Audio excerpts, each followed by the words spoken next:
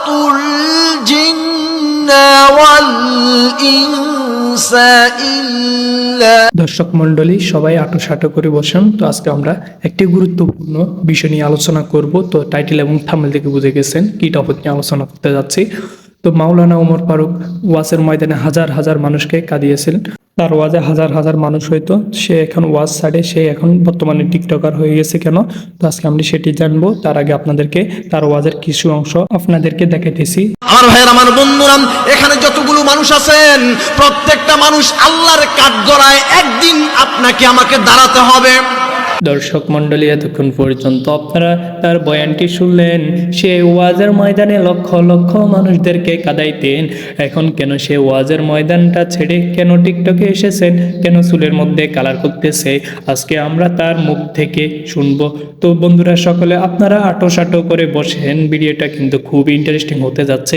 তো বন্ধুরা আপনারা ধৈর্য সহকারে সম্পূর্ণ ভিডিওটি দেখবেন আর তার মুখ থেকে তার সম্পূর্ণ কথাগুলো শুনে যাবেন। ওয়াজ ছেড়ে দিয়েছি, ওই লাইনে যেহেতু নাই, যেহেতু ওই লাইন ছেড়ে দিয়েছি বা আমি এটা ভিন্ন অবস্থানে চলে গিয়েছি বা এসে পড়েছি, আমার অবস্থানটা সম্পূর্ণই টোটালি চেঞ্জিং, বুঝতে পেরেছেন? ওয়াজ মাহফিল ছেড়ে দিয়েছি বা মসজিদে খেতাবাতের দায়িত্বে ছিলাম, এগুলো ছেড়ে দিয়েছি। তারপর আপনার মাদ্রাসায় মহতামিম প্লাস প্রিন্সিপাল বা শিক্ষক হিসেবে দায়িত্বে ছিলাম, সবকিছু ছেড়ে দিয়েছি ভাই, কথা বুঝতে পেরেছেন? যাই হোক, আপনি আমাকে মহব্বত করে আগেও মনে হয় 2 বার দাওয়াত দিয়েছিলেন না? তারপরে আসলে আপনি যেরকম মহব্বত করে দাওয়াত দিয়েছিলেন এরকম ঠিক সবাই দাওয়াত দিয়েছিল, বা আমার ফিল্ডে জনপ্রিয়তা বা এলাকার মানুষ কি বলেছে, কতটুকু মুগ্ধ হয়েছে সেটা হয়তো আপনি ভালো জানেন, আমি সেটা বলতে পারবো না, যেহেতু আমি ওয়াজ করে সাথে সাথে চলে আসছি। তো এখন বিষয় হচ্ছে যে যেহেতু ছেড়ে দিয়েছি ওই বিষয়টা এখন আর করতে যাচ্ছি না। আসলে দেখেন যে প্রথমত হলো যে যেহেতু আমার এই পরিবর্তন, এটা হয়তো বিশাল একটা ব্যাপার, স্বাভাবিক ব্যাপার না। প্রথমত আমি মনে করি স্বাভাবিক স্থানে নেই। 2 নাম্বার, আমার অনেক ঝামেলা এবং অনেক কিছুই প্রবলেমের শিকার আমি হওয়ার কারণেই আমি চেঞ্জিংটা হয়েছে। বাট কি ঝামেলা সেটা আপাতত আপনাকে বলবো না। আমি আসলে বিবাহ শাদী করি নাই, করার প্ল্যান পর্ব ছিল, কিন্তু এখন তো যেহেতু ওয়াজ মাহফিল ছেড়ে দিয়েছি সেটা হয়তো আরো দেরি হবে, কারণ এটা সাজানো গুছানো একটা সময় আমার কিন্তু ছিল, বা আমি ওই ইসলামী অঙ্গনে আমার ভালো জনপ্রিয়তা ছিল এবং হাজার হাজার মানুষ আমার ওয়াজ মাহফিলে আসতো। যে আসলে কি মন্তব্য করবে সেটা তো আসলে ভাবলে তাহলে এরকম করতাম না, সেটা আসলে ভাবি না। বা কি বলবে তারা, তারা খারাপ বলবে, এটাই স্বাভাবিক। কিন্তু আসলে আমি আমার স্থানে ঠিক নেই, কথা বুঝতে পেরেছেন? ঠিক নেই, কিন্তু তারা কি বলবে বা বলবে না সেটা এটা ফ্যামিলি হোক বা ফ্যামিলি ছাড়া হোক, প্রবলেম তো অবশ্যই আছে, না হলে তো আর এরকমটা হয়নি আমার।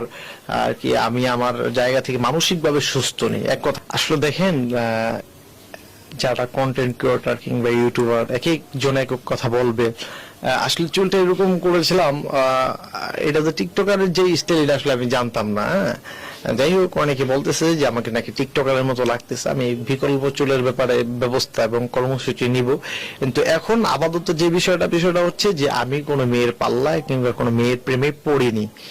কারণ আমি আমার লাইফের শুরু থেকে এই পর্যন্ত আর কি, এটা বললে হয়তো আপনি না, এটা সবাই অবাক হয়ে যাবে যে মানুষ আমাকে বলে যে আল্লাহ পাক আপনাকে মাশাআল্লাহ চমৎকার চেহারা দিয়েছে, নাইস, ফার্স্ট ক্লাস।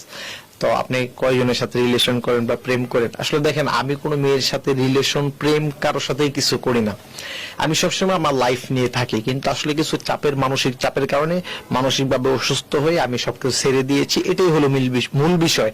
কিন্তু কোনো মেয়ে ফান্দে বা প্রেমে কিংবা সেকা মেকা এইসব আমি দেখিও নাই কখনো, বা দেখতে চাও না, বা ওই বয়সটা আমার আছে কিনা, বয়স তো অবশ্যই আছে, যেহেতু আমি এখনো ইয়াং, বয়স আমার অল্প।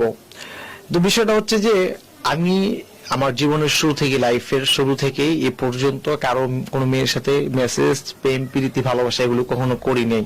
তার কারণ হলো আমি আমার লাইফটাকে সবসময় লেখাপড়ার ভিতরে ব্যস্ত ছিল, যে কারণে আমি অল্প বয়সে অনেক লেখাপড়া করেছি, আল্লাহ পাক আমাকে তৌফিক দিয়েছে, এই জন্য আমি পড়েছি।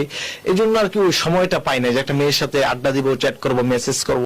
দর্শক মন্ডলী, এতক্ষণ পর্যন্ত আপনারা তার মুখ থেকে সম্পূর্ণ তথ্যগুলো শুনলেন। তো এখান থেকে আপনারা কি বুঝতে পারছেন অবশ্যই কমেন্ট বক্সে জানাবেন। সে অল্প বয়সে অনেক জ্ঞান অর্জন করেছে, সে এখন বর্তমানে ওয়াজের ময়দান ছেড়ে দিয়েছে কেন, সেটিও আপনারা তার নিজ মুখ থেকে শুনেছেন। তো দর্শক মন্ডলী, সে কি ভালো কাজ করেছে নাকি খারাপ কাজ করেছে অবশ্যই আপনাদের মূল্যবান মতামত কমেন্ট বক্সে জানাবেন। আর ভিডিওটি প্রচুর পরিমাণে শেয়ার করে দিবেন, যারা দেখে নাই তাদেরকে দেখার সুযোগ করে দিবেন। আর যারা এখনো পর্যন্ত আমার চ্যানেলটি সাবস্ক্রাইব করে নাই, তারা নিত্য নতুন সকল ভিডিও পেতে তারা অবশ্যই আমার চ্যানেলটি সাবস্ক্রাইব করে রাখবেন। সকলে তার জন্য দোয়া করবেন, আল্লাহ যেন তাকে হেদায়েত দান করে। তো আজকে ভিডিওটি পর্যন্ত, দেখা হচ্ছে অন্য কোনো ভিডিওতে। ততক্ষণ পর্যন্ত ভালো থাকুন, সুস্থ থাকুন, সবাইকে আসসালামু আলাইকুম।